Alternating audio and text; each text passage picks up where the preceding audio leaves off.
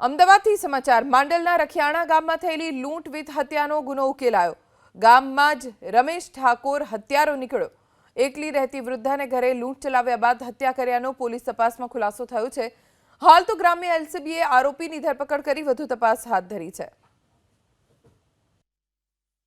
જિલ્લા પોલીસે બહુ સરસ રીતે મર્ડર ડિટેક્ટ કર્યું છે, જેમાં ડોગ સ્ક્વોડનો પણ હાથ છે। જે ડોગ પેની છે એણે મર્ડરની આસપાસની અને લાશની જગ્યાને સૂંઘીને ત્યારબાદ ખાસો એવો રસ્તો પણ ટેસ્ટ કર્યો હતો અને જે એ વિસ્તારનો જે શકમંદ આરોપી જ્યાં રહે છે એ વિસ્તારનું પણ એણે ટ્રેક કર્યું હતું અને ત્યારબાદ આરોપીને શકમંદ જણાવવાથી એને પોલીસ પાસે લઈને ત્યારબાદ એની પૂછપરછ કરવામાં આવેલી હતી અને સઘન પૂછપરછ બાદ આરોપીએ આ બાબતે ગુનાનો પણ એકરાર કરેલો છે।